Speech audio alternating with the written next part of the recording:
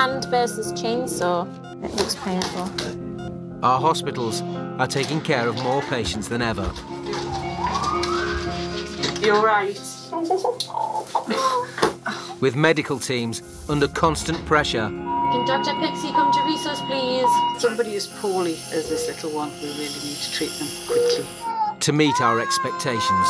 I'm just worried about what it's going to be like afterwards. But there's a crucial member of the team we sometimes forget. I've never ever been on a bed like this. The hospital bed. Another ward, another storage, another bed. In our lifetime, we are likely to need one of them at least 3 times. I've probably spent a quarter of my life on a hospital bed. In this series, our cameras have been given unprecedented access to beds in 4 very different hospitals across the country. It's life and death and everything that goes in between. We'll see the world through the bed's eyes. Hello, my love. Hiya. As they share the most challenging. I don't know what to do. I don't know. Most intimate. Okay. And most rewarding. Happy birthday. Hospital wonderful. Moments of our lives. Thank you for being here. Have you been anywhere else? And a hospital cannot function without beds. Beds are vital. This is The Secret Life of the Hospital Bed.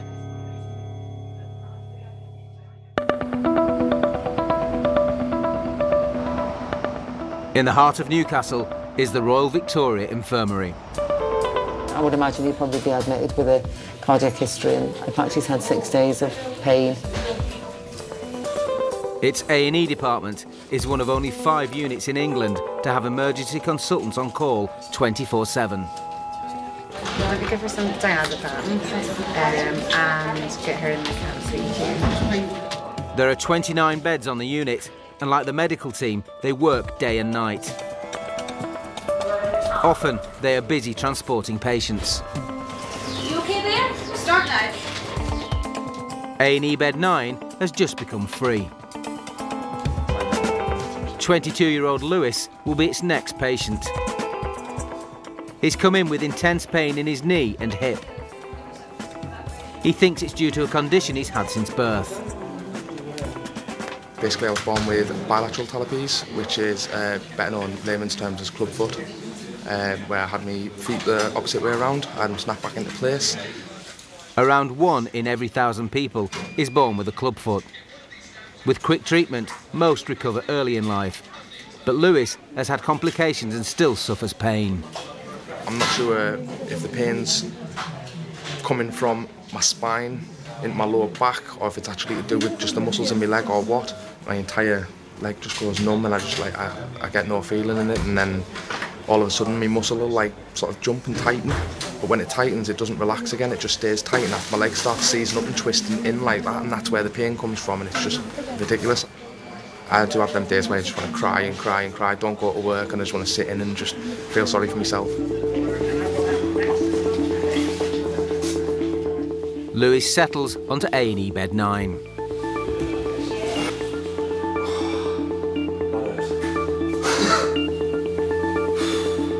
You're right. Name's Max. He's assessed by Dr. Richardson. When does the pain get worse?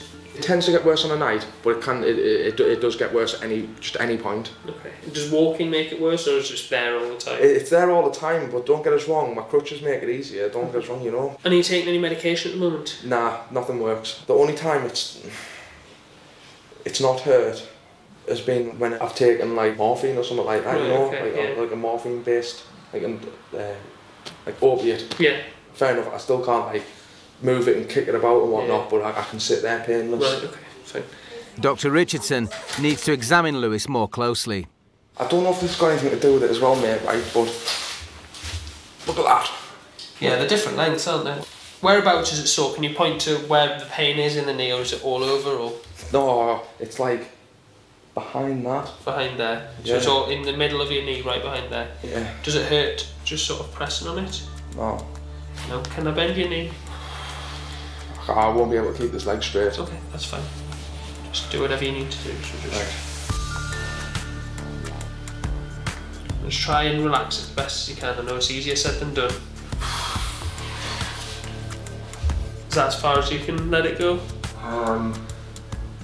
No, I can. If I bring my knee up right, I need to lift my bottom back off the floor. Do it like that. Okay. So you can bend it. Yeah, that's absolutely ridiculous. Sorry, you saw there. No, not my knee. But it's just the leg pain is ridiculous. But where's the pain in your hip there? Okay, right, we'll straighten you back out. What about in your hip? Do you get pain in here? Right where you've just pressed the tank. It's painful there, but a bit up. Okay. There, that's the epicentre, mate. So you get pain in your knee and in your hip. Okay, fine. I'm not really sure what's going on at the moment. I'm not entirely sure why he's got all this pain and what's been happening. Obviously, it's a long-term problem that he's come in with, and a flare of the pain today. So getting us to fix it today, I don't think that's going to happen, but we need some sort of plan for follow-up and investigation. And I'm going to go and have a chat with the bosses about how best to go about arranging investigation and further sort of management of this. I know, obviously, the miracles that they can perform these days. You know, I know I probably will be walking again, painless and that, no problems, but at the moment in my head I can't see it happening. Because like I say, you know, it's been 2 years, every single day drilling in the back of my head.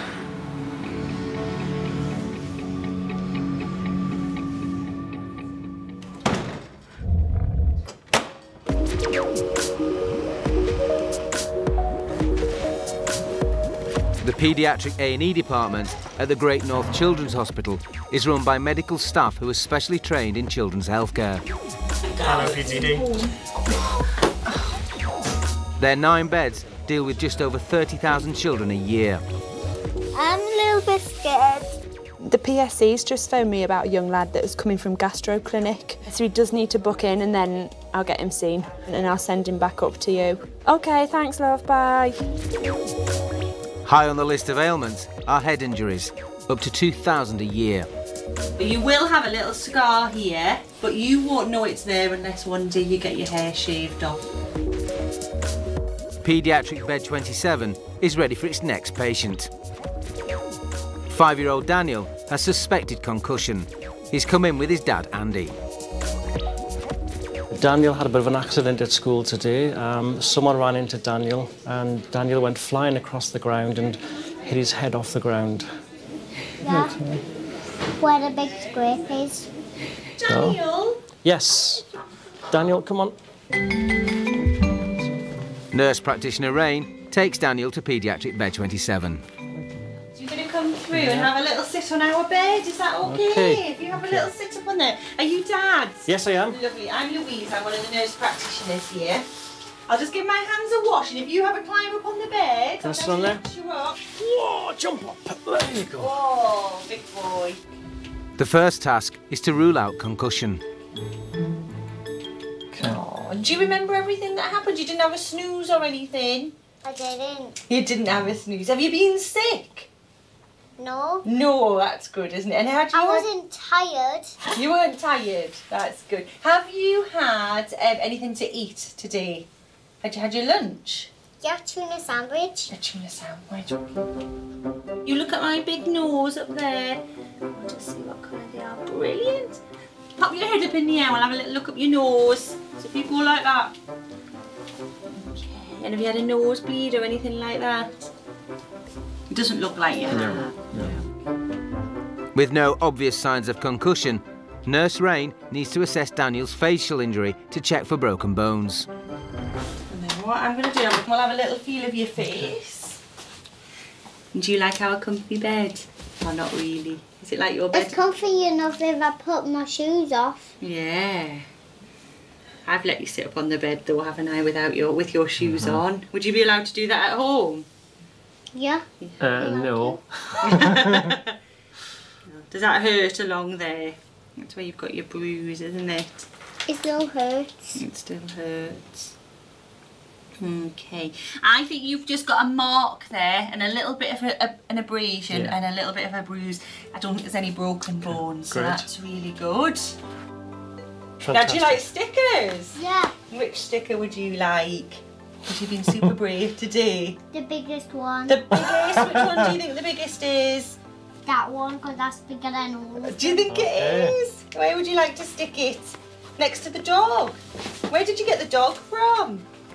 Got that from school, didn't you? For being brave. Wow. And is this so they don't forget who you are? I want it here. You want it just there? Okay.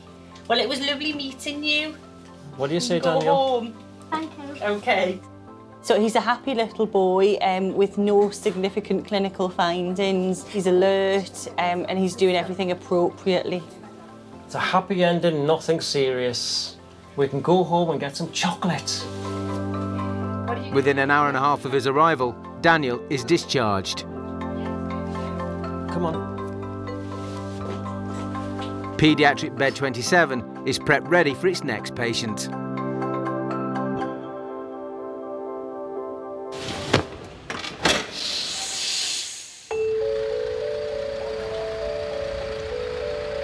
Queen's Hospital in Romford has one of the largest maternity units in the UK.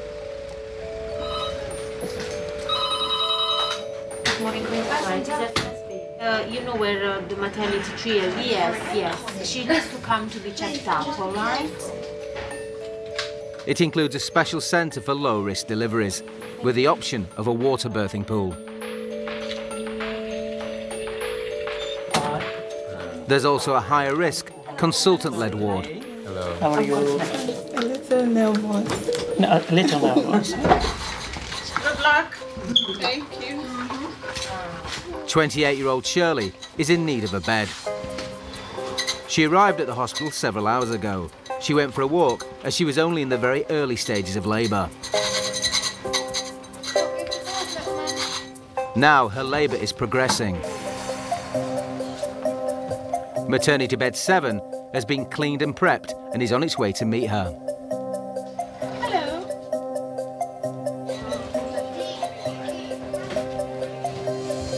Shirley, you can go on the bed when you are ready, okay? And the contraction.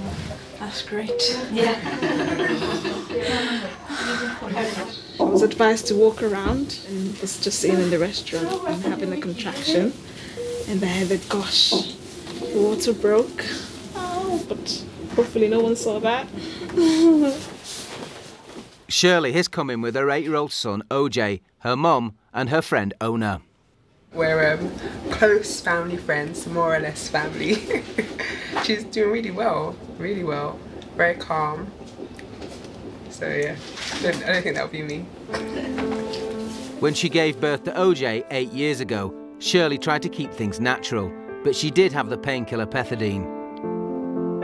This time, she wants no pain relief. I wanted as natural as possible. I wanted a pool bed.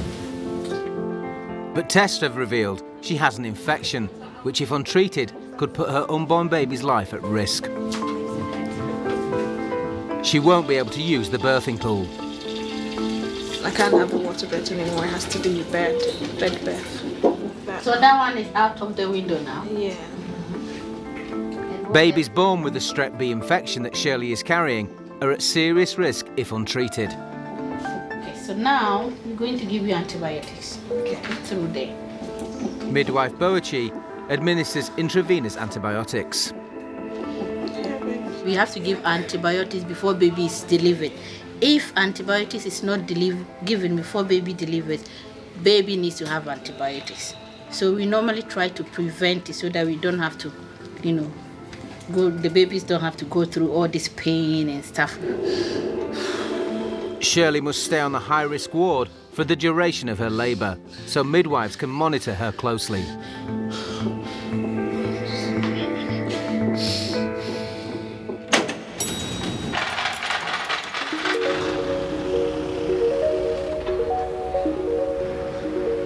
The Queen Elizabeth Hospital in Birmingham employs over 9,000 staff.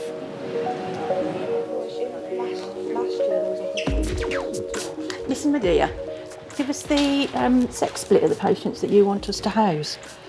Are they definite go home tomorrows? OK, bye. The day surgery unit is run with military precision. Yep, lovely, thank you. We all know what needs to be done. Bring the patients in, get them sorted out, let theatres know. It doesn't matter who does it, as long as it's done. It's 81 beds, see around 2 patients a day. They work to admit, treat and discharge patients within a 12-hour shift. Day surgery bed 81 is meeting its first patient of the day. Oh, they're going to have a nice view straight up my pants, aren't they? 39-year-old Carl is here for an operation on his nose. Oh, let me know if there's anything that can't be shown before the watershed. He struggled to breathe through his left nostril since he was a teenager.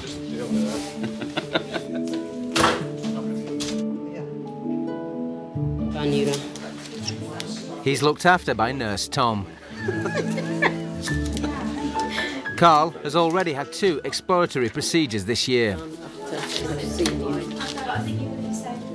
In March, I was hospitalised because my eye inflated, and it was because of my nose. It's always been like my left nostril. I've never been able to really breathe through it properly, and well, I was fine with it, but then I got an infection in my left side, and because I couldn't really breathe properly or clear my nose properly, it built up and built up and built up, and suddenly one night it just inflamed, and like my whole eyeball inflamed, and I ended up in hospital for 3 days. It was really quite scary for a while, because until they operated to drain it, my eyesight was just double vision. Carl relies on his eyesight for his favourite hobby. I'm something of an indie filmmaker in my spare time. I've done my first ever proper short film, which is a zombie film. It's a 6.5 minute gore fest, but comedy, zombie comedy, which we shot right in the centre of Birmingham, like in the middle of the weekend on a busy Saturday. This time, he may have to have a stent inserted to keep the nasal passage open. That would mean being unable to breathe properly through his nose for over a week. Carl's consultant surgeon is Dr. McClelland. I'm all right. Good. So the reason we're doing it all is to improve your breathing. Yeah. Main risks we talked about: blood stain discharge, usually heavy for a day or 2, and then pink tinge watery for a couple of weeks. Small risk of infection, so we'll get you washing your nose out with a saltwater wash, keeping it clean until it heals. It usually takes about 4 weeks for it to start cleaning itself. Okay. See you a little bit later. Right, yes. Yeah. It's day surgery bed 81's job to get Carl to the operating theatre on time. I think the main thing I always worry about just before I go under is just that moment of like, is this it? There's always that slight moment where you just think, what if? So maybe that's me, I'm morbid. Okay. Thank you very much, Paul. Okay, no problem. Right then, sir. What we're going to do now, I'm going to put some bits and pieces on you to keep around you while you're asleep. All right? Carl separates from day surgery bed 81 for his operation. In less than an hour, a lifelong breathing problem could be gone forever.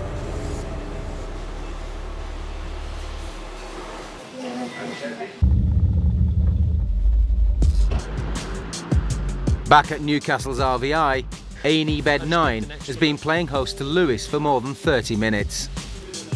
Lewis was born with 2 club feet, known medically as bilateral talipes. He's in extreme pain. Just try and relax it best as you can. He's come into A&E to see if they can locate and relieve the pain. He's being treated by Dr. Richardson. Is that as far as you can let it go? Yeah, and then where does it? Orthopaedic specialists have advised Dr. Richardson to examine Lewis's back. Oh, you don't have to roll right over, just onto your sides, fine. Oh, I can't go. You can't do with your sides, fine. Okay. Would you mind rolling up? Yeah, sure, yeah, fine. It's okay. Right. When I sit down, yeah, it doesn't even have to be for a long period of time. If I'm sat on a settee for like 5-10 minutes, yeah, my whole entire region here goes completely numb. Yeah. And I can't feel it when I touch it. Okay. But that there, whatever, let me just find the spot. That all in there, that is so ridiculously tender. It is unbelievable. Okay. That's fine. I think we need to get your pain under control. So I know you've said they haven't helped, but we should definitely get paracetamol in regularly and either ibuprofen or naproxen, one of those two. And then for something a little bit stronger, and that's where I think maybe a thing of the Oromorph might be. I would only give you a little bit. Can you guarantee that the Oromorph will at least take the edge off? Yeah, it's a good pain relief, definitely. Just until we find out what's going on and we'll get some sort of treatment for it. He will also book in Lewis for an outpatient MRI scan of his legs and back. We need to find the cause for the pain, and that's something that needs to be done with further investigation, more in depth, and possibly operations in the future to explore the joints and things like that. He's going to send an email to the orthopaedic team to get me seen to and to book an MRI. And he's prescribing me there the ibuprofen, the paracetamol and the Oromorph. So, it's better than anything I've had of any previous doctor ever. So I'm ecstatic with the outcome of today. And then this is the prescription for the other one. Lewis gets his medication and heads home. A&E bed 9 is prepped ready for its next patient.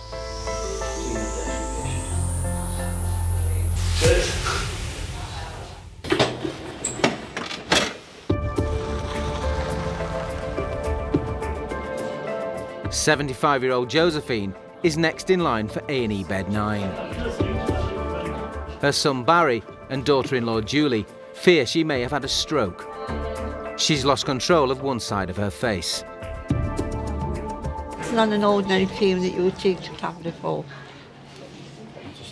And I can't blink my eye, which is really irritating. It'll not blink because that side of my face is paralysed. Josephine was a nurse for 53 years. I don't like being on the side of the hospital dead. I like to look after them, not to be there. I wasn't going to do anything about it. They came over and decided I should come here. You just need to get in as quickly as possible so they can diagnose the issue. If it's a stroke, they always say the faster the better. So that's the worrying thing. Josephine is concerned that she may have to miss her grandson's wedding next week. Well, my grandson's getting married on Saturday, and I've been asked to do his speech because his mum's no longer with us. So he asked me. It's all wrote down, it's all sorted. Just little things about my daughter, obviously, who's no longer with us, and how well the children have turned out with not having a mum.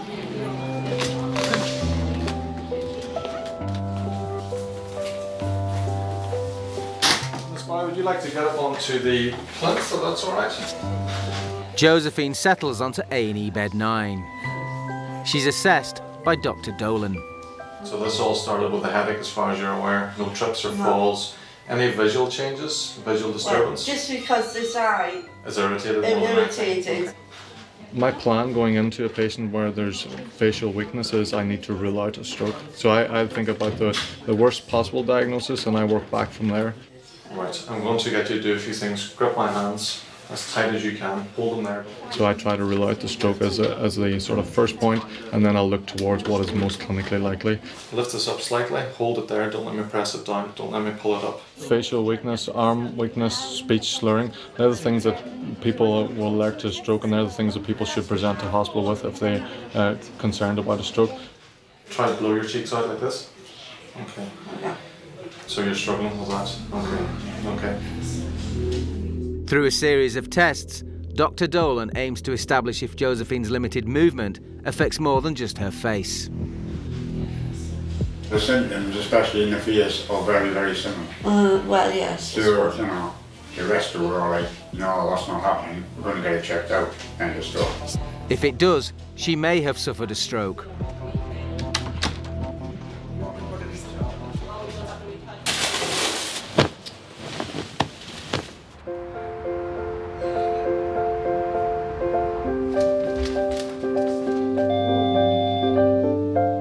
At Queen's Hospital in Romford, 28-year-old Shirley is on maternity bed 7. She's been in labour for 2 hours. been having contractions since 3 a.m. in the morning.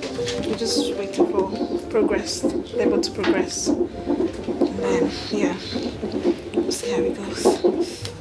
Shirley wanted a water birth. That was ruled out after tests revealed she has the potentially dangerous infection, Strep B. Is the light okay? Yeah, that's fine. Shirley came into hospital with her 8-year-old son OJ, her mum and friend Ona. Ona's nipped out for some fresh air. Might be mine. Hello? Yes, yeah. I'm going to get some food. You hungry? Okay, yeah. There's Pizza Hut across the hospital, just opposite. And also, my mom wants some chips. Okay. So pizza or chips? Yes, both. What kind of pizza? Like margarita? Pepperoni. When she gave birth to OJ 8 years ago, Shirley had the painkiller pethidine. This time round, she wants as little pain relief as possible. Now I think I'm coping quite well, better than before, because before I didn't know what to expect. But now I know it's coming every few minutes or so I can have a break in between, which is a good thing for me. He's not picking any interest in this. Hopefully you will when the baby comes out. Women in labour are often advised to move around to help progress the birth. Distract myself from the pain. I have lots of pizza. And I got it 7-Up. Some chips? Yeah. Shirley is trying everything she can to alleviate the pain. Are you going to be sharing your toys though? Are you looking forward? He's very caring, so I hope they get on well. It's been 4 cm since like, how many hours now? I hope it progresses quite quickly. Midwife Boachi is looking after Shirley today. The next bit will be they'll give you hormone drip to increase the contractions more.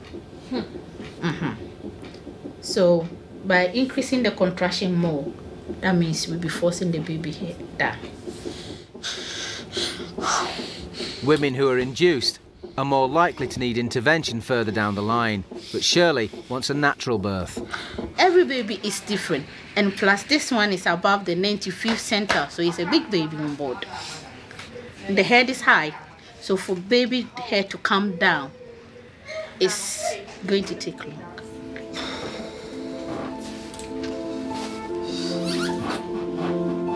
Shirley moves again. She wants to progress her labour naturally.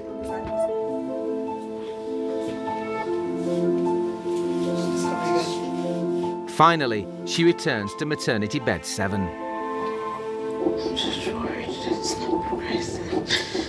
Be positive about this, okay? Don't cry. Don't cry. Because this... She's now been in labour for 5 hours. Her dream of a natural birth without intervention or pain relief is a challenge.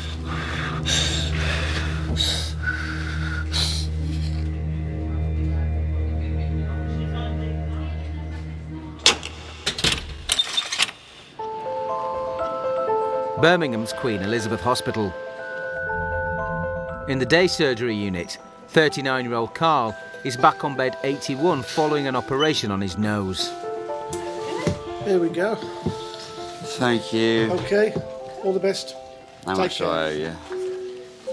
He's had problems breathing through his left nostril since he was a teenager. Oh, forget that. How much did I drink? I feel pretty hungover.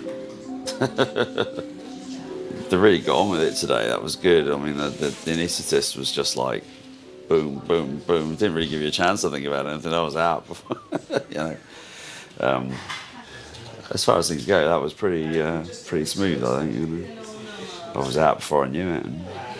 First to visit is consultant surgeon Dr. McClelland, who performed the operation. You okay? Yeah. Okay. I'm sort of going in waves. I feel really lucid and then really tired. You were very happy when you woke up. Was I? That's fine. Do you remember me talking to you in recovery? Yeah. Yes. Yeah. It all went fine anyway. So I'll get you something to eat and drink in a bit, and then get you home later on this evening. All being well. So you said no splint. There was no splints. Okay. Just dissolving stitches. So lots of washes, keep things nice and clean. How was it up there? Was it like? Yeah, essentially the turbinate, the side wall had scarred onto the septum. So dividing that, and it started to open up, and then just moving the septum across a little bit opened it up nicely. Okay. I can almost feel like I can breathe through it. Good, that's the plan. We'll see you later. Carl needs some time to recover. He's being helped by Nurse MacDonald. One sandwich. Oh, lovely. What have we got in here? It seems very heavy. That's a Kindle. All the electronic Probably goods. not going to feel like reading anytime soon. He won't be able to leave until staff are satisfied with his progress. It really just felt like a really bad hangover. I feel much better now. I had this tiny pot of orange juice, which was yummy, and it's fired up my taste buds, you know. So I now have this egg sandwich, which I'm sure will be glorious. Carl's been out of surgery for an hour and a half now. His nose keeps on bleeding. That's not really gushing at all. I don't know if it feels like it's gushing. Oh, right. Oh, well, it feels like it's dribbling, but yeah, maybe it was just a prima donna. A little bit. 15 minutes later, Carl's nose has started to bleed again. I'll send you home with a couple of these because this will happen a lot. Using will be quite normal, okay? Yeah, You okay. feel really all stuffy for a little bit, okay? Yeah. It felt like super clear when I just woke up from the op, you know. It was like beautiful. It wouldn't last. I just flexed my nose. I thought it was moving from that table. No, that was me. I twitched. Oh no. So we don't do too much like to aggravate it, so we don't go clean up the nose or anything like that. We just have to keep replacing the bolster. Right. Okay. It will be a month before he knows if the operation has been successful.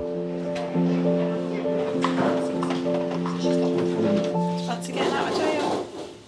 Yeah, I wouldn't mind, but I need to text my girlfriend to come get me. So. We can start getting dressed. All right.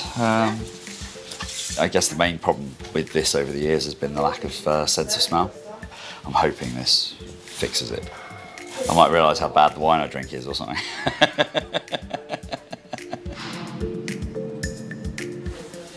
Carl takes the obligatory selfie. Then his girlfriend Caroline arrives to collect him. Hey. After 6.5 hours with day surgery bed 81, it's time to go home. All right, we're off. Yeah, I think a bit of an opportunity to just rest properly this week will do me the world of good, I think. So yeah, I'm just going to rest up and take it easy and hopefully feel better quickly. Right.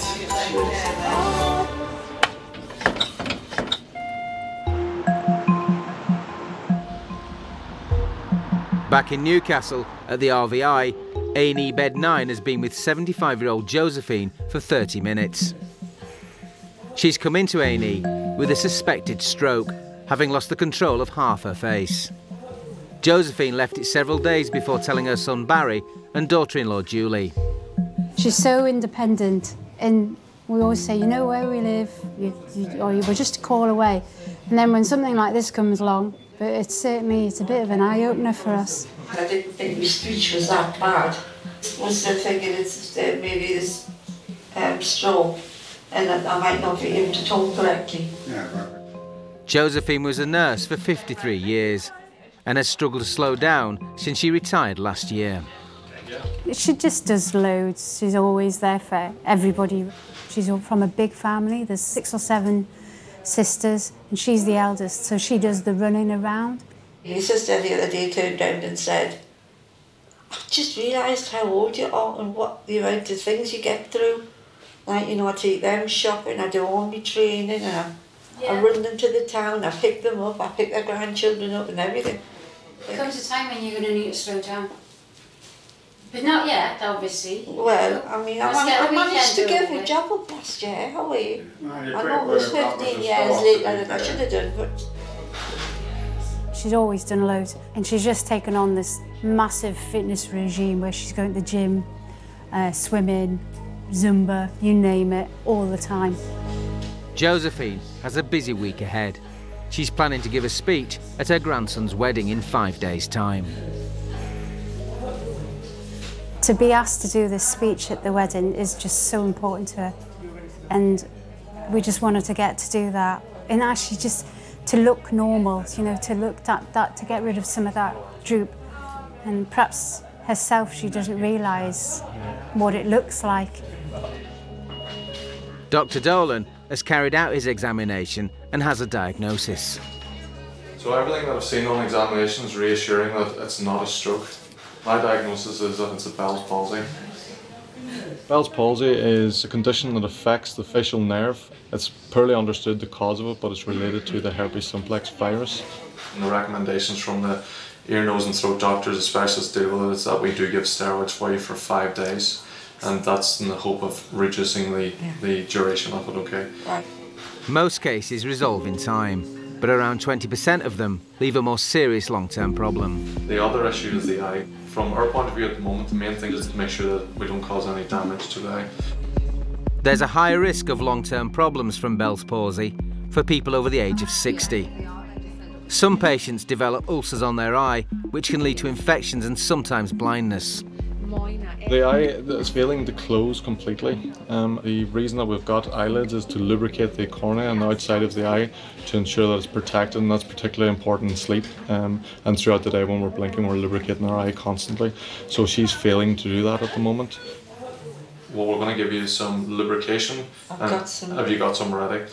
So what we need you to do is tape your eye closed. We'll give you an eye patch and some tape to do that. I've got iPads and Have tape. you got iPads and tape? Okay. So you need to tape it That's at night time. the way I've been went to bed for the last 2 nights. It has to be completely taped up to protect the Yes. eye. Okay. Trying to avoid touching the eye. I know it's very easy for me to say that it's so easier irritated. to close the eyelid because it's not closing, you see.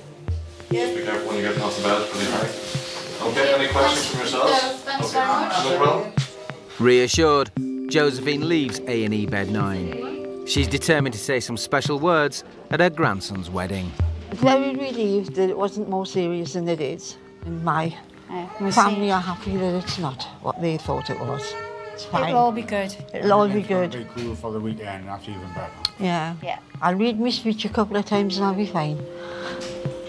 A&E bed 9 has been prepped and is ready for its next patient.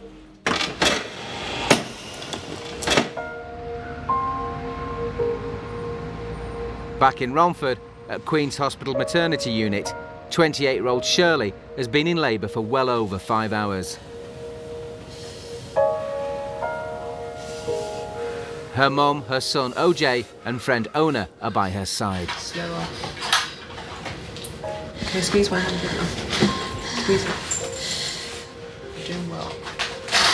She wanted a natural birth without pethidine or even gas and air, but the pain is getting to her. I think I'm gonna go for whatever now. CS, epidural, whatever. It's too much. Which one do you want? Midwife Boachi has been with Shirley throughout. Her shift has come to an end. My name is Ivani. I'm looking after you tonight. Midwife Guri is now taking charge. Okay, Shirley, I'll examine you. Shirley has the potentially dangerous infection Strep B, but has been treated with intravenous antibiotics. She's been resisting the use of any painkiller. She wasn't using the gas and air, but I've encouraged her to do, and I think that sort of kept her, seemed to keep her calm now. She's much more calm now compared to before. She consented to epidural, but I think now though she changed her mind again and just going with the gas and air. Just going to lower the back. Midwives and doctors on the consultant-led labour ward are keeping a close eye. They're worried the labour is taking too long. Almost done. You made a good progress. You're about 7 centimeters dilated, which is really fine. So basically, we just keep an eye on you, and then we'll come and examine you in 4 hours' time.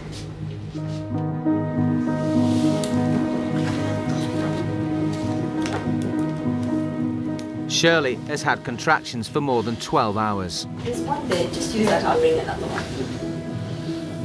She and her friends and family are all exhausted.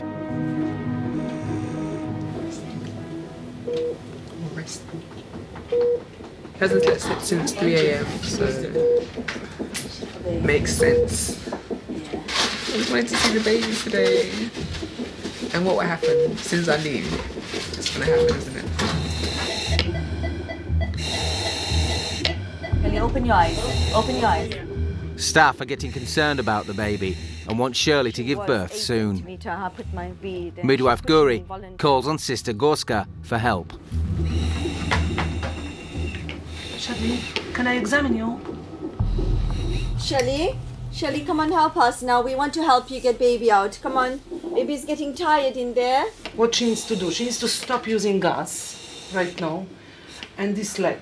Pull this leg here. Leave your gas. Don't use gas right now, okay? Sometimes they need that second person coming in to say, come on, you have to do it.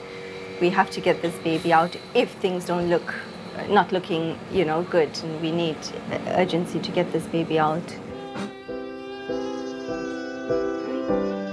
Yeah, and big pull. Big pull. Keep pushing. Baby's coming. Finally, just after midnight, after 12 hours on maternity bed 7, Shirley gives birth to a baby boy. How are you? That's it. Weighing a healthy 10 pounds, 8 ounces. Son, happy birthday, young man. It's a very good experience. I think she did really well.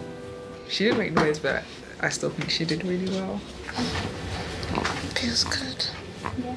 I'm so tired. Exhausted. Yeah.